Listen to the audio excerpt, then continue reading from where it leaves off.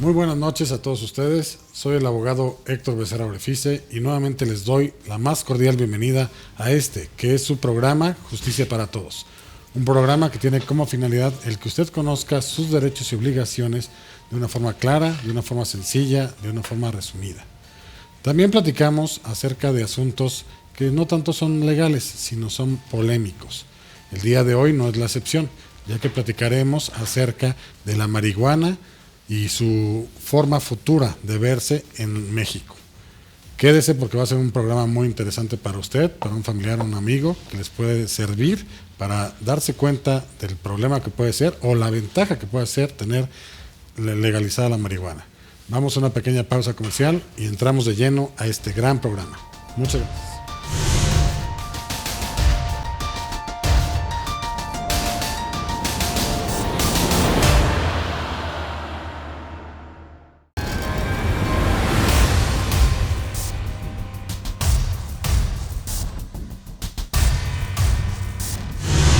Bien, continuamos con este programa. Vamos a platicar de la marihuana y el futuro de la marihuana en México. Para ello he invitado a una serie de personas que conocen ampliamente del tema de la marihuana, gente que está a favor, gente que está en contra, a los cuales les agradezco mucho que estén participando en este foro. Y bueno, les doy la cordial bienvenida, primero que nada, aquí a la licenciada Jacqueline Monroy. Hola, buenas noches. Bien, bienvenida al señor Jorge Hernández Tinajero, el cual es integrante o presidente, supongo. Socio fundador de la Asociación Mexicana de Estudios de Cannabis, que también se le llama AMECA. Bienvenido a este programa. Gracias. Por último tenemos también aquí a la licenciada Munira Sánchez. Bienvenida a este programa. Gracias, buenas noches a todos. Bien, pues entramos de lleno a este programa y bueno, para poder entender qué es la marihuana, qué tiene la marihuana, qué conlleva la marihuana, pues yo creo que primero me gustaría escuchar aquí al señor Jorge Hernández, si nos puede decir qué es la marihuana en sí. Bueno, la marihuana es una planta, la planta de la cannabis, es probablemente la planta domesticada más antigua de la humanidad. Los primeros registros que se tienen de su asociación con la actividad humana datan de hace alrededor de 8,000 años en China. Y es una planta también llamada de las plantas maestras, dado que su utilidad en muchos sentidos, en el sentido industrial y también como psicoactivo, ha influido en numerosas culturas a lo largo de la historia. Y no es sino realmente hasta el siglo XX, hasta la primera mitad del siglo XX, que comienza a haber digamos, sistemas regulatorios restrictivos o prohibitivos hacia ella, ¿no? Más allá de eso, es una planta que con un gran potencial. Industrialmente se le conocen pues alrededor de 10,000 productos industriales. De hecho, en nuestros tratados de libre comercio tenemos la posibilidad de importar ese tipo de productos y distribuirlos. No tenemos la posibilidad de producirlos en México. Es una inconsistencia, una contradicción legal que existe actualmente. Y bueno, a últimas fechas también ha habido mucha exposición mediática a sus usos, digamos, médicos, en muchos sentidos, su potencial médico, pero también a los usos no médicos, también llamados recreativos, que no necesariamente se ajusta a la realidad del consumo, pero bueno, así se le conoce actualmente, ¿no? Yo realmente he visto a gente, pues ya, digamos que de la tercera edad, que ellos desde siempre han efectuado pomadas o soluciones con esta parte de marihuana y dicen que son súper buenos, placenteros para curar reumas, para curar diferentes tipos de cosas. En ese sentido, digo, no es del todo desconocido que ayuda mucho a partes del cuerpo o a ciertas enfermedades, pero esta parte, bueno, las autoridades, tu opinión realmente es que sí ya deban de permitir que lo vean con normalidad esta parte, o ¿cuál sería tu pensamiento? Bueno, yo creo que las autoridades son las únicas que probablemente no ven normalidad en esta parte.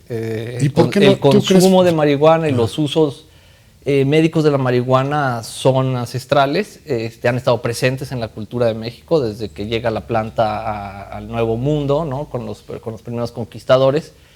Y en ese sentido, pues resulta un poco extraño negar que por su clasificación legal, que tiene una historia y unas circunstancias específicas, pues, se le nieguen propiedades terapéuticas, como muchísimas otras sustancias de la naturaleza, muchas de ellas que vienen de las plantas. Los usos o el potencial médico que tiene, pues son específicos para ciertos padecimientos. Es un muy buen antiinflamatorio, un excelente antiemético. Y ahora la investigación moderna ha visto que también tiene potencial en enfermedades de tipo nervioso, digamos, como la epilepsia, ciertos síndromes específicos, en los que se ha visto que los componentes que tienen, que son muchos componentes, no solamente el más conocido de todos, el tetrahidrocannabinol, sino el cannabidiol y otras sustancias, al parecer resultan muy efectivas para tratar ciertos padecimientos, ¿no? Entonces, aquí creo que lo que hace falta es más investigación. Hay que entender que no se trata en ese sentido de un agente terapéutico alopático tradicional, es decir, es muy difícil estandarizar, por ejemplo, sus componentes de un modo tal que, digamos, sea aceptable para una industria alopática moderna. Sin embargo, no hay duda que como planta y como remedio herbolario, digamos, por decirlo de algún modo, tiene aún mucho potencial por descubrirse. Tiene potencial y además no te destruye la salud también. No, dentro de todas las sustancias psicoactivas es probablemente la más inofensiva. No solamente porque no requiere de un proceso adicional, a pesar de que existen ahora procesos adicionales para obtener o para separar ciertas sustancias, no, básicamente porque es una sustancia de las poquísimas que existen que a nivel cerebral no afecta las partes más antiguas del cerebro, las más medulares, por ejemplo las que controla el cerebro, que controla la respiración, entonces carece de dosis letal, no genera dependencia física. Entonces, en ese sentido, es una sustancia que con respecto a otras es mucho más segura que utilizar. Ahora, esto no quiere decir que sea inocua, ¿no?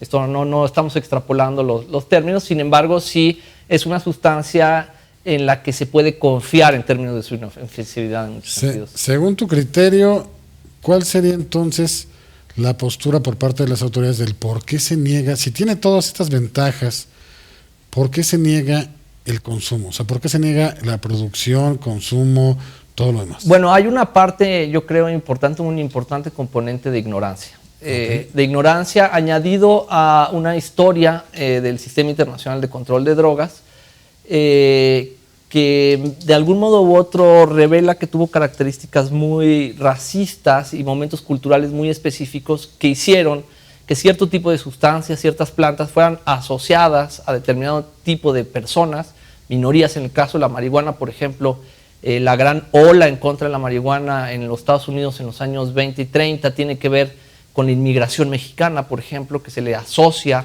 de una manera negativa.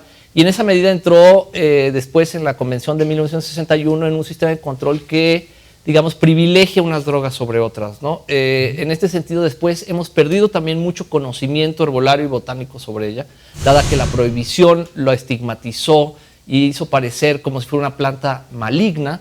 Pero si uno realmente va, digamos, a la botánica, pues las plantas malas o buenas no existen. Es decir, son plantas, cada una tiene propiedades. Es la naturaleza, finalmente.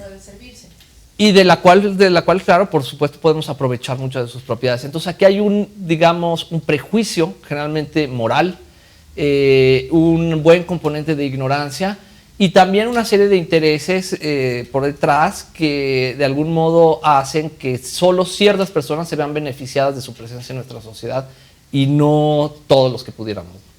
Ok. Ahí no sé si quiera comentar algo de este lado las licenciadas referente a... Bueno, a mí me parece que sí estoy de acuerdo en que ayuda mucho del lado de, ¿no?, del área medicinal o de la parte que ayuda a controlar como a esta niña los ataques epilépticos, todo eso. Pero ¿qué pasa si lo dejamos libre? ¿En qué momento lo recreativo se va a volver un problema? O sea, no habiendo una prohibición. Una regulación específica. Una regulación específica. ¿Hasta dónde? ¿Hasta qué punto lo puedes limitar? Exacto. Porque sabemos que ya no teniéndolo prohibido, pues ya lo puedes consumir y hasta me parece que el aumento vas a consumir en aumento, porque no tienes ya un limitante. No nomás las personas que consumen ahorita, sino que sí, va a propiciar a que mucha gente caiga en esta parte como tal. Sí, es lo que creo y me parece que si se hace en forma responsable, como bien lo dijeron, puede ser de mucha utilidad. Pero si no hay un control, sí creo que se puede, más que ayudarnos puede estar perjudicándonos, ¿no? Socialmente. Sí, claro. A esto, ¿qué Bueno, qué yo espacio creo le que, yo comentar? creo que, digamos que esa manera de ver las cosas es comprensible en muchos sentidos, pero no toma en cuenta algunos otros elementos. El primero de ellos es que la prohibición no detiene al consumo. Es decir, de hecho el control del mercado no lo tiene el Estado, lo que los tiene son redes delincuenciales que, digamos, no tienen ningún tipo de cortapisas para colocar sus productos en cualquier lugar y a cualquier edad. Entonces aquí no es que el mercado no tenga un control, claro que tiene un control, lo que pasa es que ese control está en manos criminales. Entonces la idea de regular tiene que ver más bien con retomar ese control. Ahora bien, Quitárselo a los criminales y poderlo para regular de ponerle manera. ciertas reglas justamente, ¿no? Como se decía hace rato, es decir, si se hace responsablemente, bueno, ¿cuál es esa forma de usar responsablemente? Como sucede con el alcohol, bueno, solamente debe ser para mayores de edad, solamente en ciertos espacios. Sí, pero vemos que con el alcohol también se sale de nuestras manos, ¿no? ¿Por qué? Porque el alcohol cada vez son niños más, los niños más jóvenes a temprana edad empiezan a consumir el alcohol, ¿no? Pero eso podría lanzarse una campaña Ilegal. por parte del Estado para tratar de controlar esa parte. Digamos. Sí, concientizar o prevenir. Lo han hecho, lo han Prevenir. concientizado y tal, pero aún así lo siguen haciendo. Entonces me parece que si hacemos esto con la marihuana puede suceder lo mismo, ¿no? Ok. Ese es mi punto. Bueno, mi lo punto cierto de es que vista. ahora la marihuana está al alcance de todos. Digamos, en una ciudad como la Ciudad de México, no hay nada más sencillo que conseguir marihuana.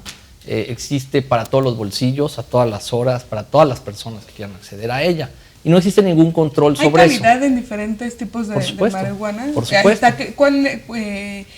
¿No tiene los mismos efectos si es barata o si es más cara? ¿O en qué se diferencia? No, bueno, esas son reglas que el mercado impone. Por ejemplo, la misma bolsa de marihuana puede costar un tanto en una esquina y en la siguiente esquina puede costar 2 tantos. Y eso es porque el mercado... Pero hay diferente, o sea, mi pregunta es referente a con el modo de cultivarla o de ¿Qué pasa, más puro procesarla. o algo así? Exacto, o sea, ¿puede haber marihuana buena y marihuana mala o no tan pura? ¿O cómo se puede diferenciar esto? Bueno, lo que tiene ahora el mercado ilegal es que justamente los usuarios no tienen posibilidad de conocer la calidad de lo que están consumiendo. La planta, como todas las plantas, puede ser cultivada de mejor manera o con cierto propósito u otro propósito. Entonces, ahora lo que existe es una explosión realmente del cultivo privado y de las técnicas de cultivo que se ha hecho por muchísimos años, pero que ahora se está, digamos, popularizando. De hecho, esto la Suprema Corte más o menos lo prevé. Y aquí lo que sucede es que la marihuana no es que sea de mala o de buena calidad, sino depende también de la variedad, de la forma en que fue cultivada, de la forma en que fue preparada y del propósito que tenga como tal. Porque las variedades de marihuana que se pueden cultivar puede más o menos determinarse qué cantidad de sustancias o de componentes tiene cada uno. Entonces hay algunas que, digamos, están diseñadas, por llamarlo de algún modo, para tratar más asuntos medicinales, que tienen mayor cantidad de CBD, otras tienen más efectos psicoactivos, que tienen más concentración de THC, pero eso es un poco como los vinos, depende de muchísimos factores y hay tantas variedades casi como se quiera, ¿no? Bien, vamos a una pequeña pausa comercial. Muchas gracias.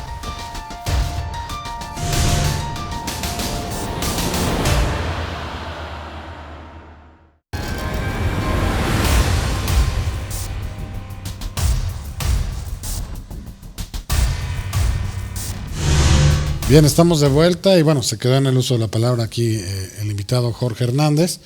Bueno, entonces la conclusión sería que no se puede saber exactamente la calidad, digamos, de lo que están vendiendo en el mercado, porque bueno, para eso tendrían que tener muchos conocimientos para poder ver qué parte sí, qué parte no y demás, ¿no? Más sin embargo, en ese sentido, ¿usted está a favor de que sí uno lo pueda cosechar para evitar este tipo de cosas? O Bueno, sea, yo creo que el cultivo es una excelente opción, que es lo que planteó la Corte.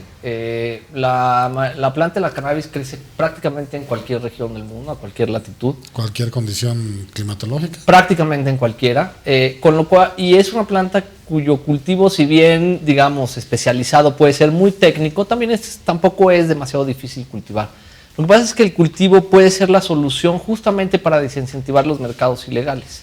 Si el hecho de permitir que la gente cultive sus propias plantas, ya sea de forma privada, digamos personal, o asociada incluso, sin que ello signifique un mecanismo de mercado, es decir, pueden existir cooperativas o asociaciones de cultivo en las que un grupo de personas adultas se reúne, delega en un equipo el cultivo de las plantas para todos y después se distribuye ese cultivo, evita el mercado negro, le da garantías a los usuarios, incluso puede generar una actividad económica fiscalizable por el Estado, es decir, aquel que trabaja en el cultivo puede tener una plaza formal laboral, puede generar impuestos, puede generar seguridad social.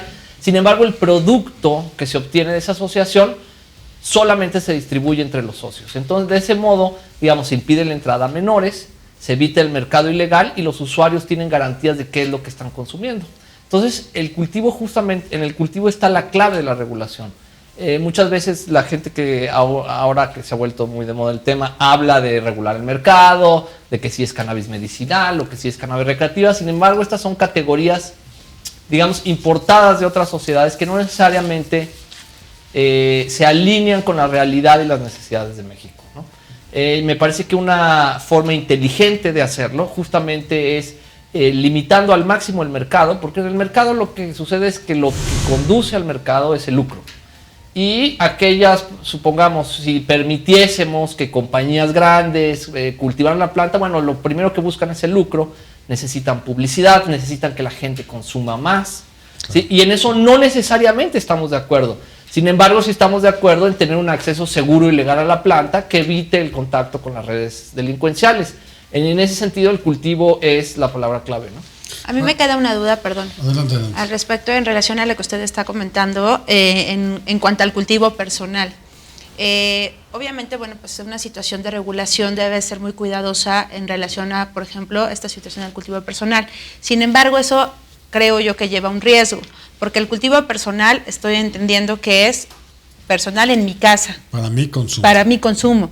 Pero ¿qué tanto si yo, por ejemplo, tengo hijos, ¿no? Y obviamente pues no voy a estar cuidando todo el tiempo la planta, o sea, lo estoy diciendo en una situación que a lo mejor se escucha exagerada, pero al final del día si yo tengo hijos y pues para ellos va a ser muy fácil el que esté la planta ahí en su misma casa, siendo menores de edad, pues pueden también consumirla. Entonces ahí, por ejemplo, yo sí le veo riesgo en esta situación de tener un cultivo personal y una situación en contacto con los menores de edad, entendiéndose en este caso que estén dentro de la misma casa o que los amigos, porque siempre en cuestión de jóvenes, hay uno que es, llamémoslo, más travieso que otro y lo que no se le ocurre a uno, se le ocurre al otro. Entonces, ahí en este punto de la regulación, ¿cómo se puede o cómo podría eso limitarse?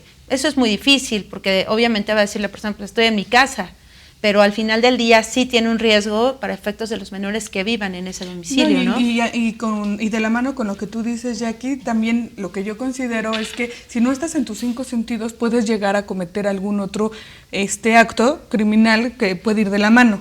¿Sí me explico? Como el mismo, por ejemplo, en el caso del alcohol. Lo consumes, ¿no? Legalmente en un bar, en donde sales y porque vas en estado de ebriedad, puedes matar a alguien. Vas manejando. Entonces es lo mismo, siento yo, que con el consumo personal de la marihuana. Nunca la he consumido, pero me parece que no estás en tus 5 sentidos. ¿Estás correcto? Bueno, sin duda existe una alteración psicoactiva. Entonces, si estás en ese estado, ¿cómo no vas a controlar cometer algún delito o salirte de ti, ¿no? Por así decirlo. No, es que ahí yo creo que lo que es importante es la información. En el sentido, digamos, de la intoxicación, no existe ninguna duda de que la intoxicación de alcohol es mucho más incapacitante y hace hacer más tonterías a las personas que casi cualquier otra sustancia. Es decir, las sustancias actúan de manera diferente, todas y cada una de ellas. Y el cuerpo reacciona de diferente manera, ¿no? Por supuesto, cada cuerpo. Por supuesto, pero es un poco lo mismo. O sea, de todas maneras, la respuesta a la gente que abusa de alcohol no es la prohibición del alcohol necesariamente, sino un sistema regulatorio que diga, bueno, por ejemplo, aquí hay un alcoholímetro, ¿no? Es decir, y campañas de prevención que digan, usted no debe de manejar una vez que haya tomado. Lo mismo pasa con la cannabis, con respecto a las dudas sobre el cultivo, por ejemplo, privado.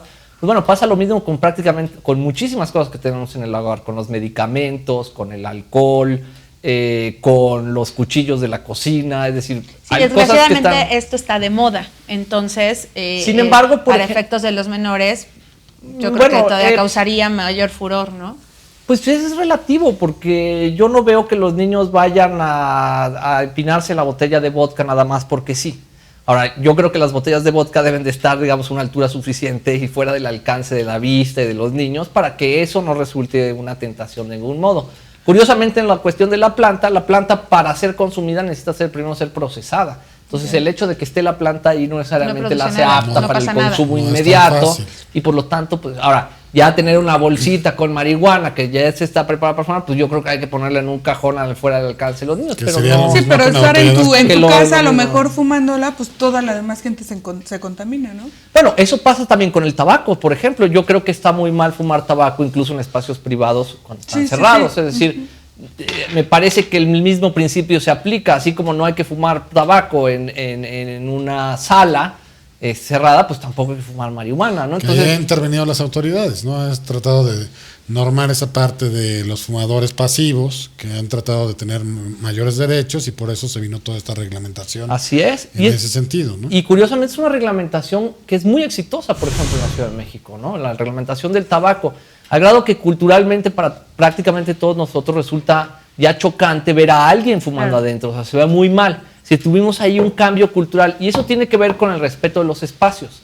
Entonces, el hecho de pedirle a los fumadores de tabaco que no fumen en interiores o incluso impedírselo legalmente, me parece que es una acción regulatoria positiva del gobierno. Y lo mismo tendría que suceder con la marihuana. Es decir, que el alcoholismo. No se trata de fumar en cualquier... El hecho de que esté regulado no quiere decir que se pueda hacer en cualquier lado, ¿no? Entonces, claro, por eso está regulado, porque tiene por eso ciertos está regulado. límites. Actualmente no hay ninguna regulación y por lo tanto, digamos, que da lo mismo. Tenemos que tomar medidas, digamos, para ver cómo se va llevando a cabo el futuro de esa parte. Claro, y entender que, por supuesto, no es algo para menores de edad, pero adultos de plenos derechos, responsables, que sigan esas reglas, pues no tienen por qué ser criminalizados por eso, por ejemplo. Porque además se desperdician muchísimos recursos institucionales en perseguir usuarios, que es, en ese sentido, el eslabón más débil de la cadena, porque además para la policía es más sencillo acusar a un usuario, por ejemplo, de posesión, que es un delito, ¿sí?, que perseguir, digamos, a quien se la vendió, que atrás del cual puede haber una red peligrosa. Entonces, el hecho de que la policía tenga incentivos para perseguir criminalmente a los usuarios desvía, digamos, la atención de esa institución, del ejercicio de la ley, hacia aquellos que no son peligrosos más que para ellos mismos, si ese es el caso, no para los demás, ¿no? Sí, porque ¿qué pasa con estas, en el supuesto que sea legalizada para fines recreativos? ¿Qué pasa con el mercado negro, como bien comentabas? Al momento de que ya es legal, pues ya no necesitan tener a un dealer o tener a alguien con quien a quien comprárselo. Entonces para ellos causa una pérdida. Entonces ellos van a buscar el modo de que no les pegue esa pérdida, subiendo a lo mejor en prostitución, en algún otro tipo. Puede ser el caso, ¿no? Bueno, yo creo que la gente que está dispuesta a lucrar con la ilegalidad lo hace en cualquier terreno. Así sea armas. El hecho de que se les quite un producto no quiere decir que no vayan a otros. Claro. Y creo que es un error achacar, digamos, esa limitación de la regulación a la marihuana. Es decir, me parece que sacar a la marihuana de los circuitos ilegales es lo menor. Golpea un poco. Seguramente estas industrias de lo ilegal transitan hacia otros lugares. Sin embargo, por lo menos tienen un producto menos.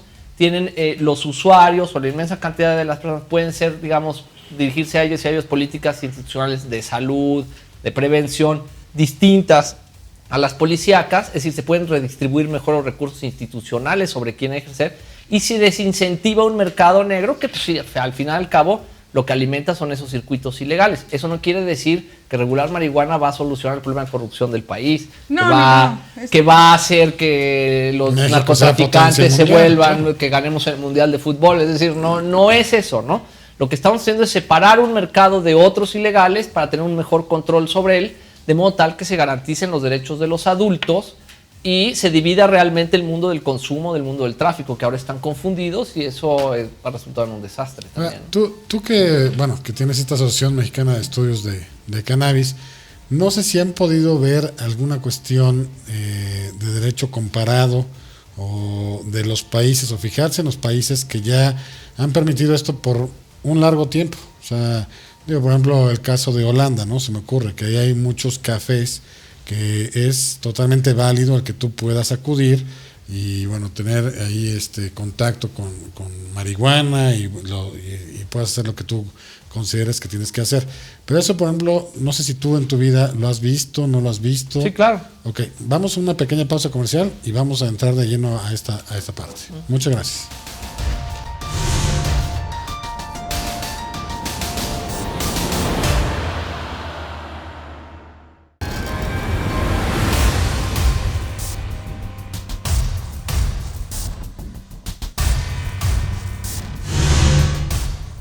Bien, regresamos y bueno, nos quedamos platicando aquí con Jorge Hernández referente a lo de la parte internacional, ¿no? De otros países, cómo lo han regulado, ha sido exitoso, no ha sido exitoso.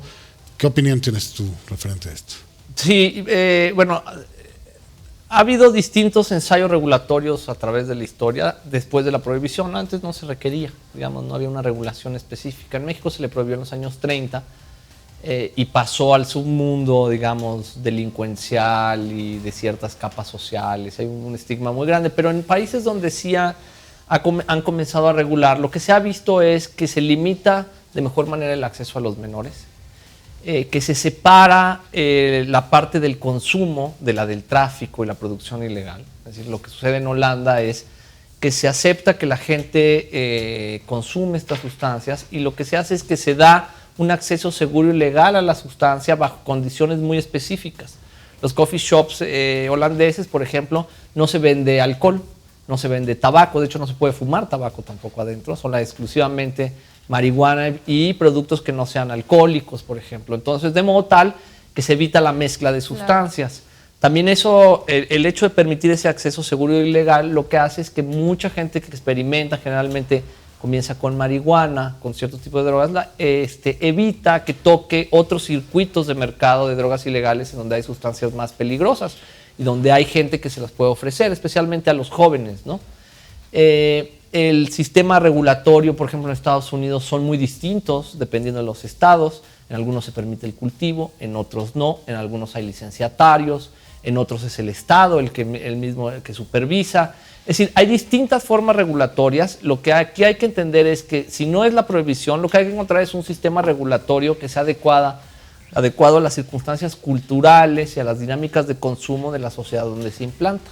Claro. En ese sentido, por ejemplo, Uruguay lo que hace es prácticamente el Estado tomar el control o hacer el papel que hasta el momento jugaba el crimen organizado, porque ellos mismos van a producir bajo licencia para marihuana medicinal. En los circuitos de farmacias del Estado se va a vender marihuana medicinal, se permite el cultivo privado asociado para satisfacer, digamos, las necesidades de los usuarios adultos, pero no existe un mercado abierto de marihuana recreativa, por ejemplo, ¿no?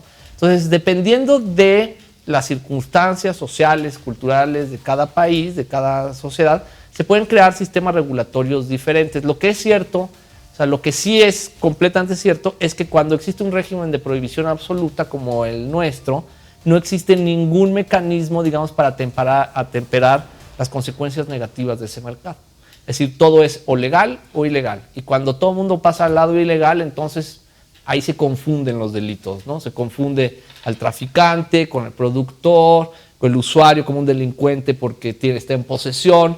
Y ahí los delitos de impacto de la sociedad son muy diferentes unos de otros, y eso es importante que la política pública tome nota, porque no es lo mismo perseguir delitos que tienen que ver con el tráfico, en donde lo que se está haciendo es comerciando con sustancias a gran escala, o sea, con la posesión, que es un acto consustancial al consumo. Claro. Lo que pasa es que como están mezclados actualmente, para la autoridad es mucho más sencillo, menos riesgoso, menos peligroso perseguir a ese eslabón débil de la cadena, al usuario generalmente, y dejar en paz las redes criminales que lo abastecen, ¿no? Por eso el chiste regulatorio es un poco crear un sistema paralelo de suministro que compita con esos mercados ilegales, pero lo ideal es que compita desde el punto de vista del consumo, no desde el punto de vista ni del mercado ni del poder de fuego, ¿no? Eso no tiene nada que ver.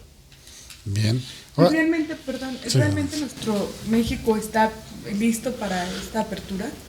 Sí, yo creo que yo creo que sí. Yo creo que el hecho de plantearnos que no estamos listos es no estaríamos listos para nada. Lo mismo se decía del voto de las mujeres, por ejemplo. Y al contrario, nuestra experiencia también nos ha determinado, por ejemplo, lo que hablábamos hace rato, el control del tabaco ha demostrado que estamos mejor con un sistema regulatorio que sin ninguno. Que ese sistema regulatorio puede ser imperfecto, que siempre se pueden hacer mejores, que deben de tener un lapso pertinente para su adaptación, sin duda. Sin embargo, creo que es mejor tener bajo un sistema regulatorio al que al menos podamos exigirle al Estado y a las autoridades que cumplan con las disposiciones, a que ese mercado o ese consumo sea controlado por el crimen organizado al que no se le puede decir nada, ¿no? Pues, de manera que si no le entramos ahorita, pues ¿cuándo le vamos a entrar, no? Bueno, esa es otra cosa, que el momento histórico está ahora en su punto Para máximo. Esto es algo que también hemos venido diciendo desde hace mucho, que lo queramos o no, esté uno a favor o en contra, es algo que está sucediendo, que México no puede evitar esa discusión. Es un fenómeno internacional. Tenemos que ir conforme a lo que estamos viviendo en nuestra realidad, ¿no? Sí, pero también estamos en un contexto global en el que justamente el Sistema Internacional de Control de Drogas, no solamente la marihuana, esté en entredicho. Lo que la ONU misma ha llamado sus consecuencias no intencionales, que es la creación de mafias, el desplazamiento de mercados, el lavado de dinero a gran escala, la corrupción, son consecuencias de ese sistema de control. Entonces, ese sistema de control ahora está en discusión. El próximo año, en abril, va a existir una sesión especial de las Naciones Unidas para discutir estos temas, en los cuales la marihuana no va a ser discutida específicamente, cuando debería de serlo, pero lo que es cierto es que las sociedades son las que se han movido hacia la regulación, no las autoridades. Si uno lo ve, excepto en el caso de Uruguay, en el caso de la historia de la regulación del cannabis reciente en Estados Unidos, son los estados los que se han rebelado contra la ley federal. Es el voto popular el que ha impulsado esas reformas y, digamos, en México lamentablemente eso no ha sido posible, es decir, también todos los asuntos de drogas son del tema federal, y ha habido un evidente desinterés de la política y de las autoridades por comprender cabalmente de qué se trata el fenómeno de las drogas y la marihuana, y ahora lo que sucede es que les empezó a estallar realmente el asunto cuando no tienen en realidad, no están preparados, para responder con eficacia a una demanda social. Yo creo que ese es el asunto. ¿Qué pasaría si, en virtud de que vamos a tomar el toro por los cuernos, entrarle a este tema del todo, o sea, me refiero como Estado, como parte, pero no pasaría lo mismo con esto de que los derechos humanos ahorita, por ejemplo, han sido sobreexplotados totalmente en México, en el sentido de que ya volteamos a ver cualquier cosa y es que mis derechos humanos, o es que la población gay los están discriminando, o es que no se les acepta o algo, o sea, porque veo que somos muy obsesivos en ese sentido, o sea, es un tema y lo llevamos a fondo, ya todo es esa parte, o sea, eso sería bueno, tomarlo hasta bueno, yo creo el que los fondo. derechos humanos tienen que ser vigentes en todas las sociedades, en todo momento y en todos los sistemas de control. Claro.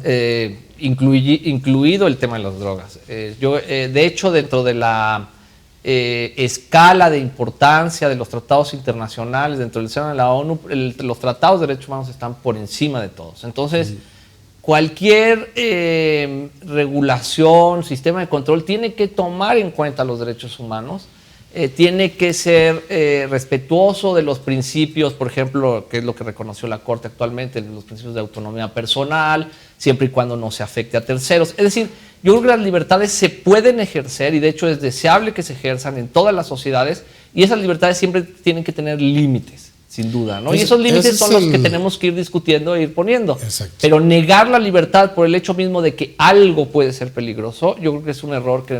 Podríamos resumirlo, digamos que así como existen derechos humanos, también hay deberes humanos. Sin duda. Por ejemplo, en ese sentido podemos también limitar la parte de lo que ya se esté sobreexplotando y que sí ocasione un perjuicio a una tercera parte. Por supuesto, o sea, y yo creo que ahí eso es algo que la política tradicional hacia las drogas ha obviado, haciendo parecer que los usuarios de drogas no tienen control sobre sí mismos y que necesitan ser tutelados. Bien. Y de ese modo son clasificados únicamente como enfermos o como delincuentes, pero nunca como personas con derechos. Y lo de tener derechos implica también tener responsabilidades. El fumador de tabaco puede tener derecho a fumar tabaco, a comprar tabaco, digamos, regulado, una vez que es mayor de edad, ¿sí? Pero no tiene derecho a fumarlo en cualquier parte. Claro. No puede fumar en espacios privados. Yo creo que una política de Estado tiene que ser impulsar a los fumadores que en espacios privados en los que ellos no tienen injerencia no lo haga en frente de niños, que no afecte a terceros. Pero ese es parte del desarrollo de las libertades. El hecho de negarlas creo que es mucho más contraproducente. Todo esto es parte de lo que deberían de observar nuestros legisladores al pronunciar las leyes secundarias respecto a este tema, ¿no? Supongo. Bueno, es interesante porque ahora lo que determinó la Suprema Corte de Justicia es que existe un límite del Estado frente a la autonomía del individuo. Y en el caso específico de la cannabis, habla de que el cultivo sin fines de comercio y para consumo privado, la prohibición de eso es inconstitucional. Entonces, curiosamente, aquí lo que está sucediendo es que los usuarios de cannabis están empezando a cultivar su propia cannabis con independencia de si existe una regulación o no, porque esto es un derecho que fue reconocido, no es que no existiera antes el derecho a la autonomía personal, es que ahora se reconoce formalmente por la Suprema. Y por lo tanto el actuar de las autoridades como de los cambios legislativos que tienen que ver, tienen que observar esos criterios.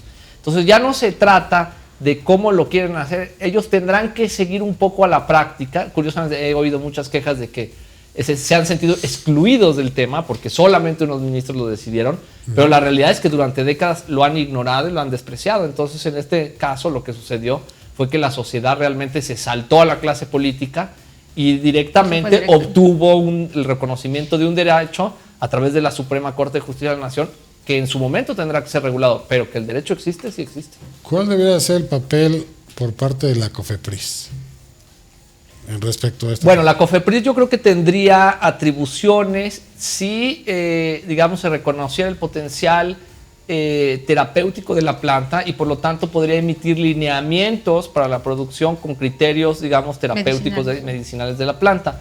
Sin embargo, no creo que tenga ningún tipo de criterio o posibilidad de tener injerencia en el cultivo privado con fines no médicos. Ahí no veo para únicamente consumo, no tanto médico. Exactamente, ¿no? Si fuera a ser, digamos, regulado como una medicina en algunos criterios, entonces esa medicina tendría que cumplir ciertos criterios que debería establecer la propia COFEPRIS. Sin embargo, en la planta es mucho más que los usos médicos y por lo tanto el Estado tiene que ver cómo regularlo de manera amplia, ¿no? Y no solamente en términos médicos. En ciertos supuestos, nada más. Bien, vamos a una pequeña pausa comercial, regresamos.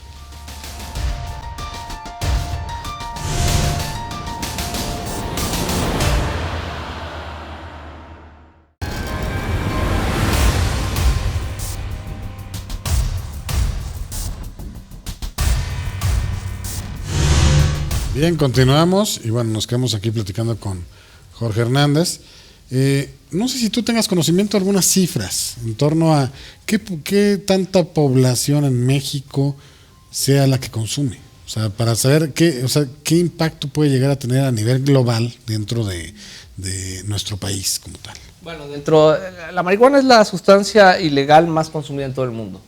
La ONU calcula, las estimaciones son bastante fantasiosas también, pero calcula entre 150 y 250 millones de consumidores en el mundo. Eso es a nivel internacional. A nivel internacional, sí. Y a nivel nacional. A nivel nacional estamos entre 5 y 6 millones según la encuesta nacional de adicciones que han usado cannabis alguna vez en su vida. ¿Pero a nivel de todo México? 5 o 6 millones alrededor de gente que ha probado la cannabis en algún momento de su vida, lo cual es distinto a uso, digamos, continuo o crónico o está intensivo, en cifra negra, ¿no? Que no sabemos pero realmente. A mí pero eso ahí es lo que dentro me de salta, porque supongamos que pues pasó cuando querían legalizar, como dijeron, el matrimonio entre personas del mismo sexo, ¿no? Muchos del closet salieron, ¿no? ¿Por qué? Porque ya se permite. Y otros, como bien dijo nuestro productor, se volvieron locos, ¿no? ¿No pasará lo mismo con esto?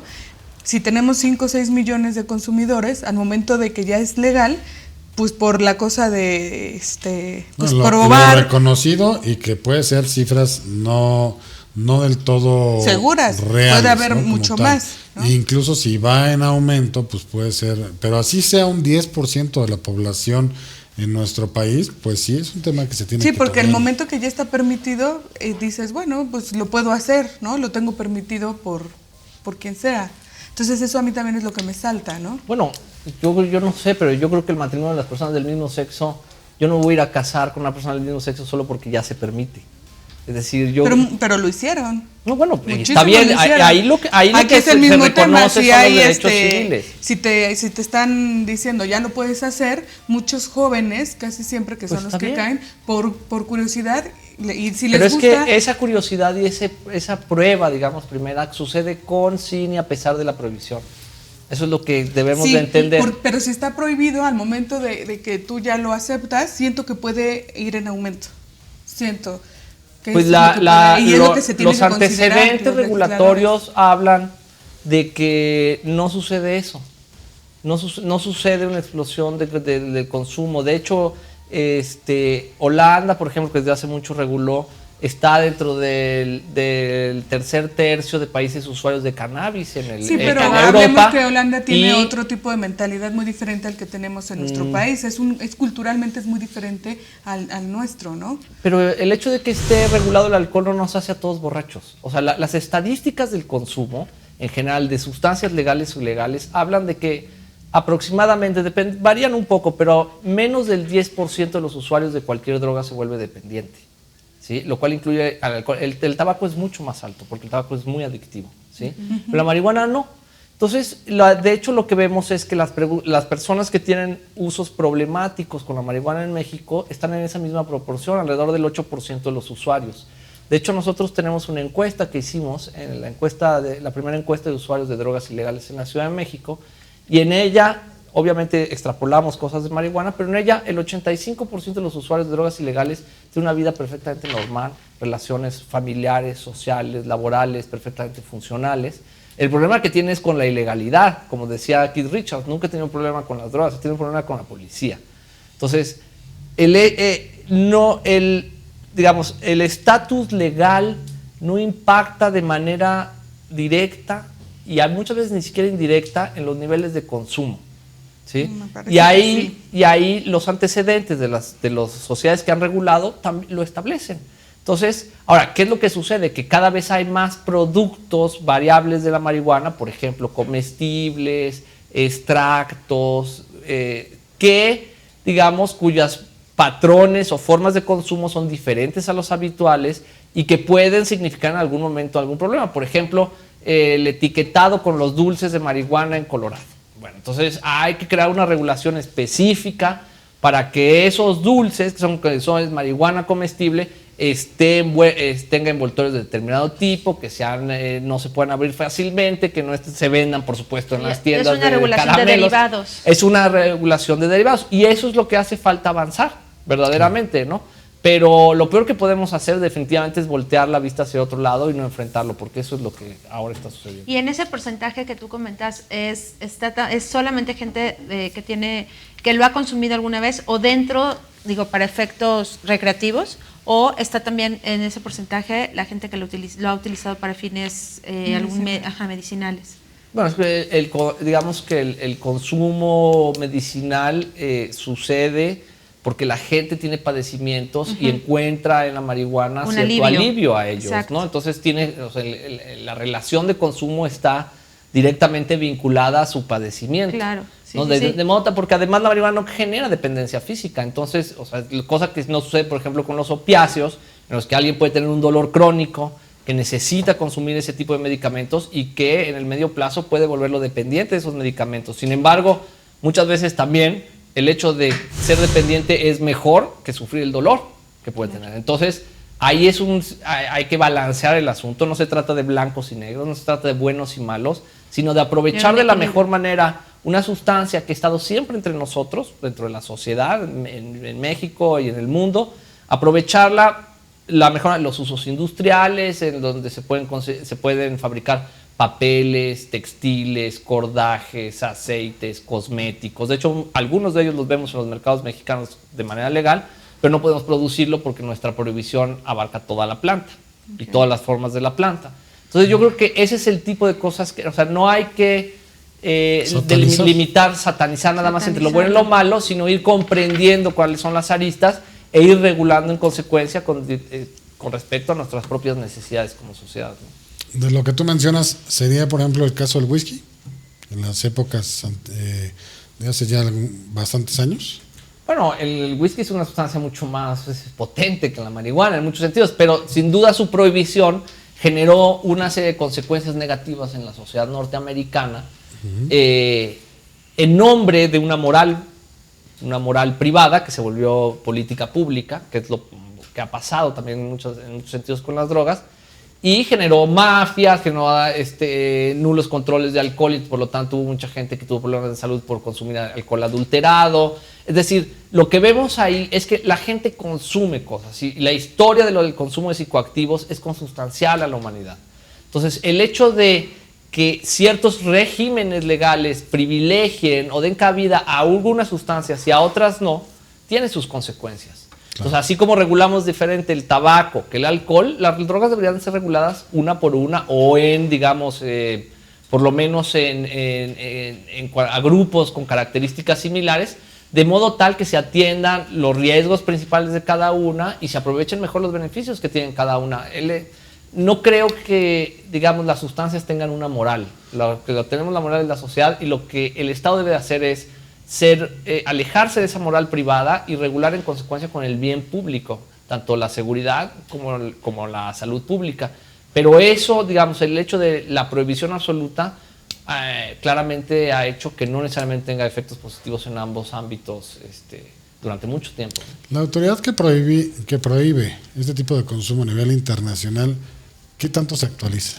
O sea, año con año. No, justamente ese es un problema que tiene el Sistema Internacional de Control. Las 3 convenciones que rigen al sistema internacional, que es la Convención de 1961, el Protocolo de 1972 y la Convención sobre Tráfico Ilícito de Sustancias del 88, pareciera que están escritas en piedra.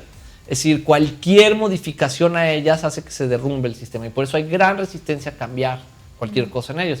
No tiene, contrariamente a la tradición del derecho y del derecho internacional, son tratados que prácticamente no tienen mecanismos de reforma interna.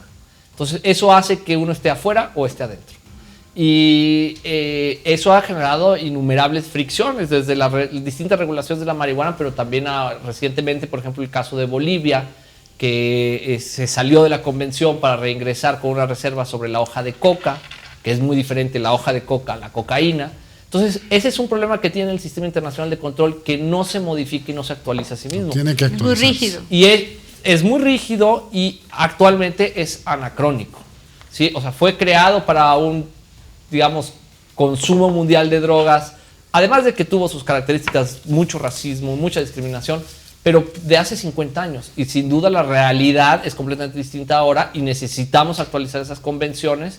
Pero hay un problema, hay problemas políticos importantes con eso, porque hay mucha gente que percibe que si se quita la más mínima coma en eso, el edificio, digamos, de control se derrumba por sí mismo. Entonces hay una gran resistencia a cualquier cambio. Bien, pues lamentablemente se nos ha acabado el tiempo. Creo que hemos tocado bastante amplio el tema. Si usted tiene alguna duda, alguna asesoría que desee realizar, en pantalla aparecen los datos de una firma legal, donde usted puede pedir, incluso hablar, pues bueno, con el miembro fundador de AMECA, que es la Asociación Mexicana de Estudios de Cannabis, y bueno, o con alguna de las panelistas, o con un servidor, y pues esperemos resolver esas incógnitas como tal.